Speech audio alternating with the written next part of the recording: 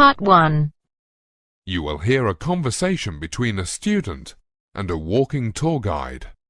Firstly, you have some time to read questions 1 to 5.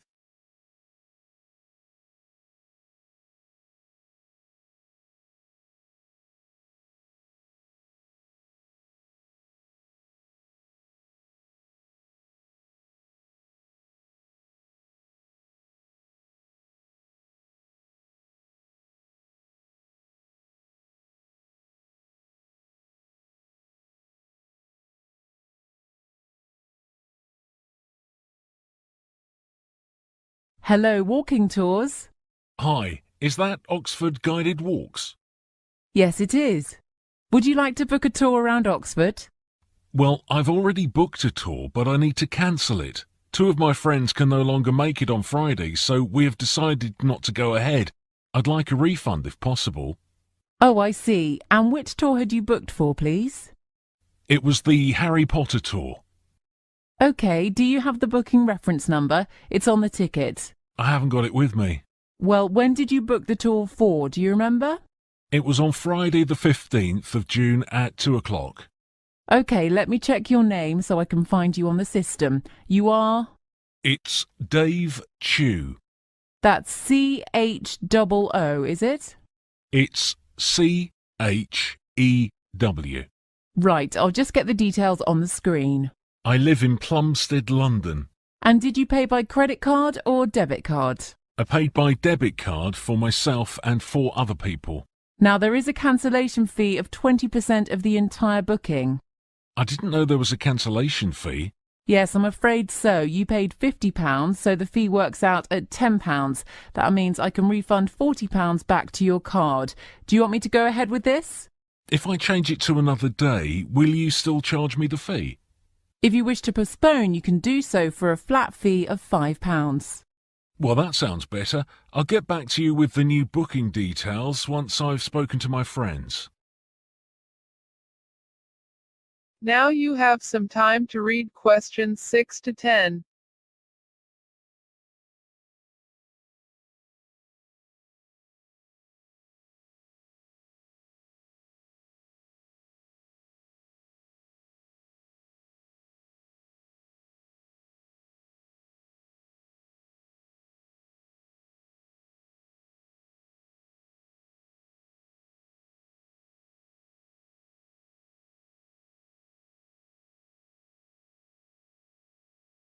So what date would you like to book the new tour? Well, Friday week would be ideal. And this is for the Harry Potter tour again? We'd like to try a different tour, the Inspector Morse tour, please. Ah, now we only run that tour on a Saturday. Will that be all right for you? Yes, that's better actually. Oh, and how long does the tour last, please? It's about a couple of hours like the other tours. We depart at 1:45 sharp, and I recommend that you aim to arrive by 1:30. Right, that's fine. Can I go ahead and book? So that's 5 adults for the Inspector Morse tour starting at 1:45 on Saturday the 23rd of June. Is that right? It's only 4 adults now. Ah, I see. I'll need to recalculate it. The Morse tour is £13 each, whereas the Potter tour was £10. So it works out at £52, plus a £5 for the change of date, making a total of £57. And you have already paid £50, so I will need to charge you an extra £7. Is that okay for you? That's great. And what is your debit card number again, please? That's the 16-digit number on the front of your card. Yes, I have it. It's 5471 4710 2382 3900. Now, if you have a pen and paper handy, I'll give you the new booking reference number. OK, I'm ready. Right, it's M236YC. And I'll post out your new tickets today. And tell me again, where do we set out from? We meet up in Broad Street in the centre of Oxford in the pedestrianised zone adjacent to Balliol College. Is that near to Oxford Railway Station? It's about 1 kilometre from the station, no more than 15 minutes walk. Will you be our guide? Yes, I'm Jane and I'll be your guide for the afternoon. I'll be wearing a wide-brimmed hat with a red bow so you can recognise me. Oh, that's helpful. See you on Saturday afternoon. Look forward to meeting you. Bye for now. That is the end of part 1. You now have half a minute to check your answers.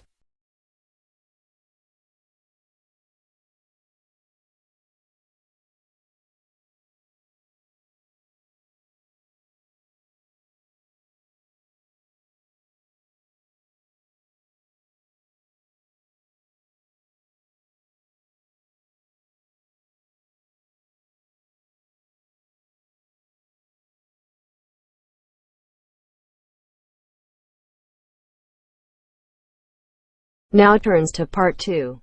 Part 2. You will hear a tutor explaining to a class of students the program of events for a field trip. Firstly, you have some time to read questions 11 to 16.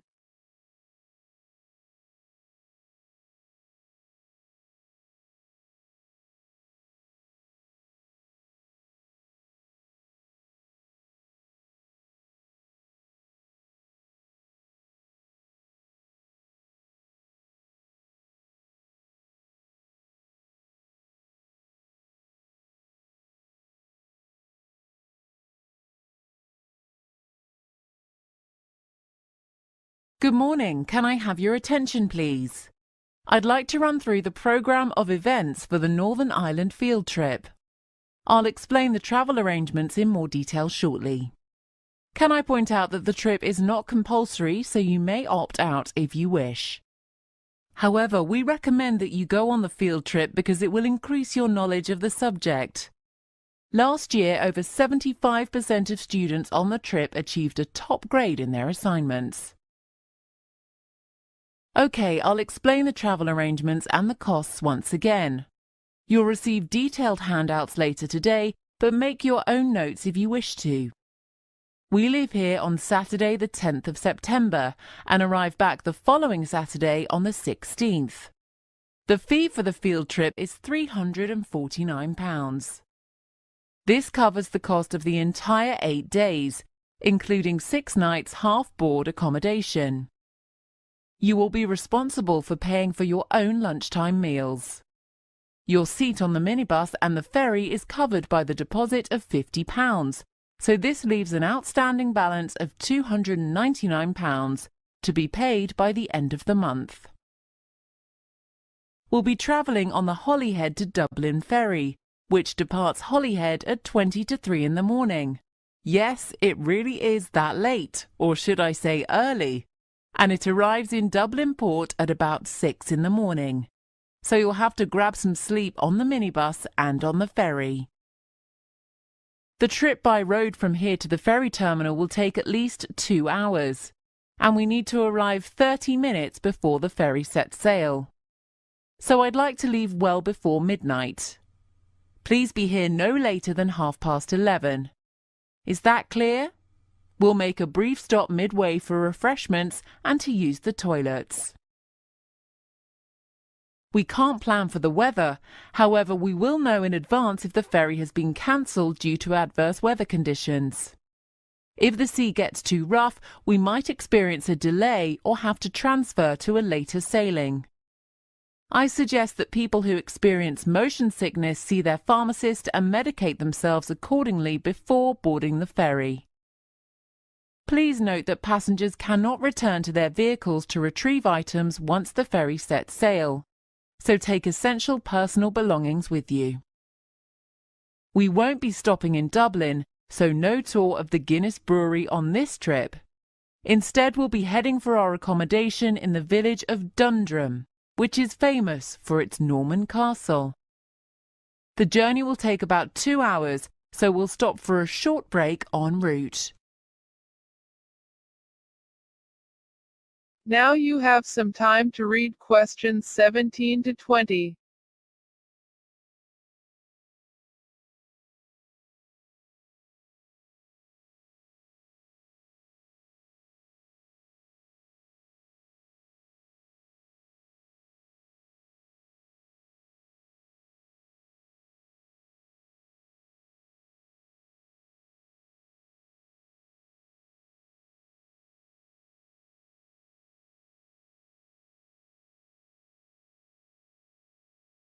Right, has everyone received their handouts?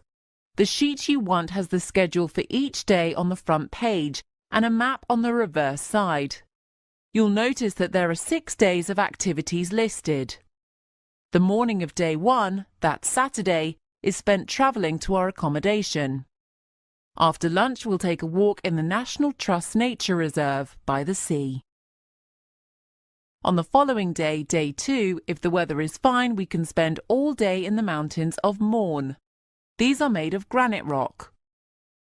Alternatively, if the weather is poor, we can split the day between a visit to the Silent Valley Reservoir, Belfast water supply, and a visit to the town of Newcastle, followed by a walk in Tollymore Park.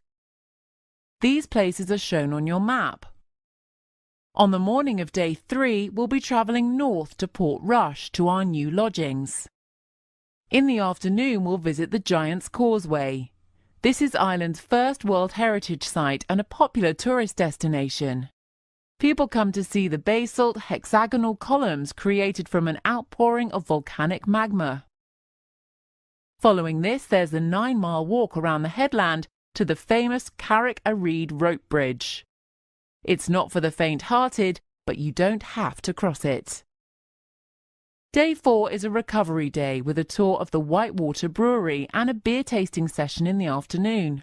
On day 5, we'll visit Londonderry before heading towards the Glenalea Valley to see the metamorphic rocks. On our last day, we'll travel to Ballycastle with its 150-metre-high dolerite cliffs, which are popular with rock climbers. That's on day 6. After leaving the cliffs, we'll make our way back to Dublin to catch the late ferry home. That is the end of part 2. You now have half a minute to check your answers.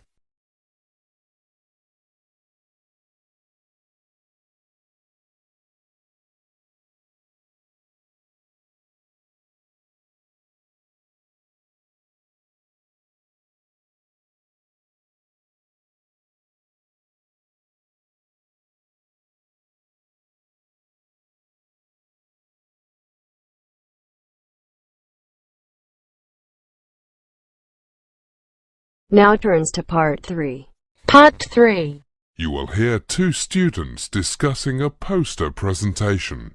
Firstly, you have some time to read questions 21 to 25.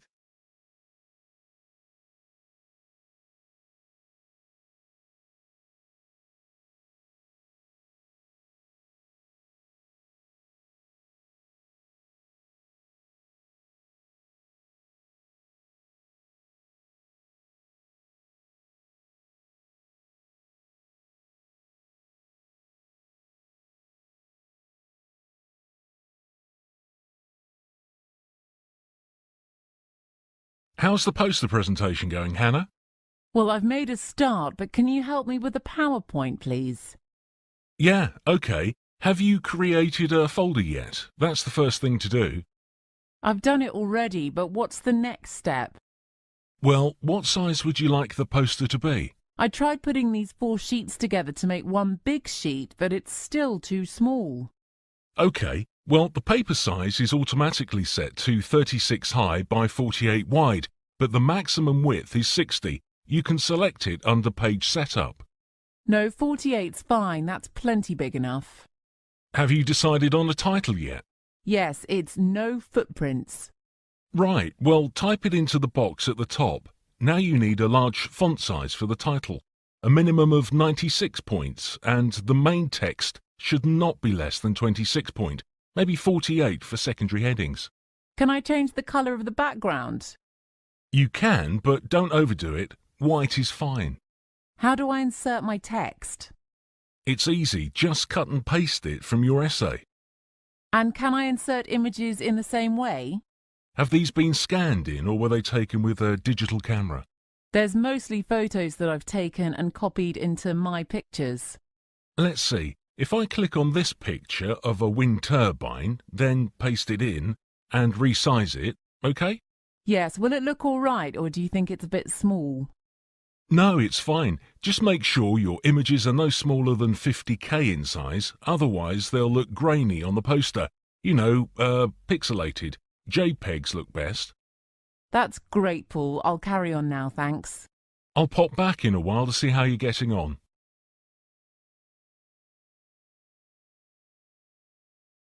Now you have some time to read questions 26 to 30.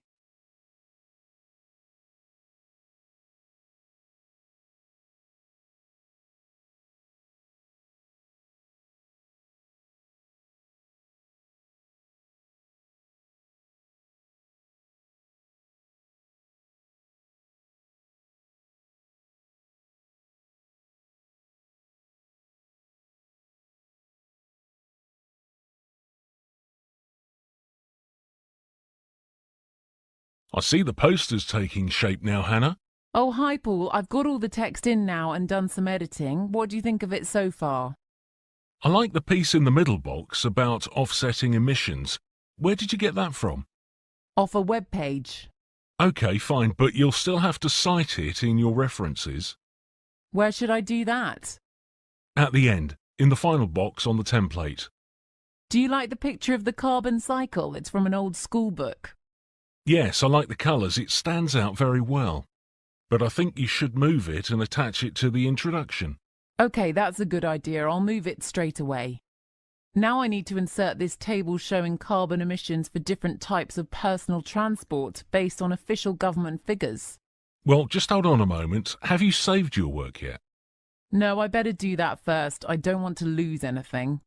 Right. Now use the paste special command so it imports the table as a graphic file. This is going into the second box, is it? No, the next one after it. Yes, that looks very neat, but can I make a suggestion? Yes, go on. What is it? Well, you haven't put your name anywhere. You can put it below the title, though in a smaller font, obviously. OK, I'll do that. And it would look more professional if you inserted the college logo. Well, where can I find it? Try the college's homepage. Put it in the top two corners, then you're just about done. That is the end of part 3. You now have half a minute to check your answers.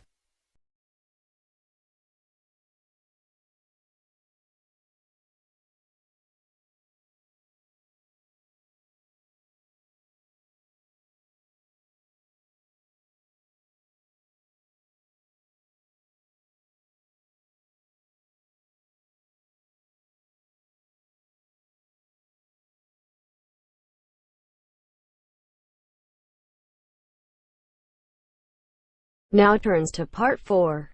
Part 4. You will hear a university professor giving a seminar about the history of diagrams.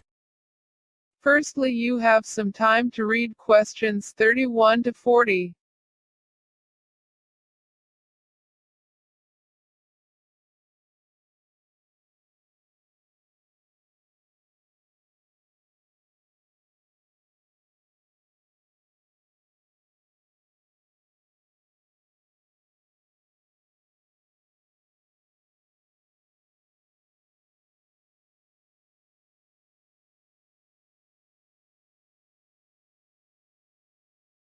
Good morning. I'm Professor Menzies, and I've been asked here today to talk about diagrams.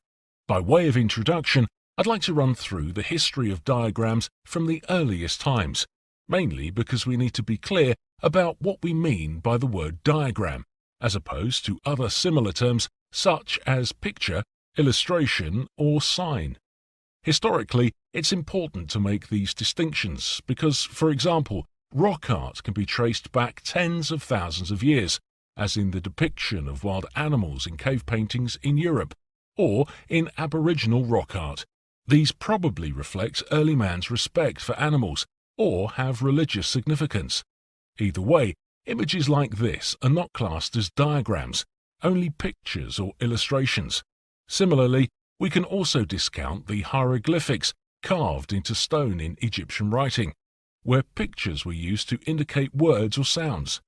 We still use pictures to convey messages today, for example, traffic signs to indicate speed limits, but pictures like this are not classed as diagrams. Instead, a diagram is a drawing showing a relationship between the objects in the diagram. An early example of a diagram can be found in Pythagoras' theorem of around 500 BC. In this theorem, the square drawn on the longest side of a right-angled triangle has an area equal to the sum of the squares on the other two sides. 300 years later, another Greek mathematician, namely Archimedes, also a scientist and astronomer, drew numerous diagrams associated with his many theories, ideas, and inventions, which are still abound today. For example, Archimedes used geometric drawings to calculate the mathematical constant pi, the ratio of a circle's circumference to its diameter. Another well-known type of diagram is the map. Maps can be traced back over 500 years. The Wikipedia dictionary defines a map as a diagrammatic representation of an area of land or sea showing physical features, cities, roads, etc. For example, a street map. The inclusion of axes and coordinates in maps and charts had to wait until the 17th century, invented by Descartes. In the modern era, we still think of diagrams in terms of maps, charts, and graphs, but also any drawing that aids the comprehension of complex information by displaying it in a visual way. In the mid-19th century, the British nurse Florence Nightingale used a diagram resembling a pie chart to great effect when depicting the causes of mortality of injured soldiers. Mathematicians employ a wide range of diagrams, particularly in geometry and statistics. Examples include graphs, histograms, Venn diagrams, tree diagrams, and box and whisker plots. So I think it's fair to say that a high proportion of diagrams are linked to mathematical data, but not exclusively so. Flowcharts are one of the better-known non-mathematical diagrams. They were invented in the 1920s and gained popularity in the 1960s with the development of simple computer programs consisting of a set of stored instructions, which is why we're interested in them today. The elements of a flowchart are a series of boxes linked by lines and arrows. The reader starts at the top box and works downwards, or sometimes sideways, or even loops back to the original box, depending upon the instructions in the box. Flowcharts enable the reader to make the correct decision in response to questions that require either a yes or a no answer. Typically, a flowchart ensures that the correct procedures are followed in business practice, or that the correct sequence of operations are adhered to in a manufacturing process. All flowcharts use a set of geometric shapes, for example, oval-shaped boxes to indicate the start and the end of a flowchart, rectangles to enclose instructions stating what action needs to be taken, diamond shapes for decision boxes, whether the question has a yes or no answer. Lines with arrows extend from the decision box to direct the reader to the next piece of information or process to be carried out. That is the end of part 4. You now have half a minute to check your answers.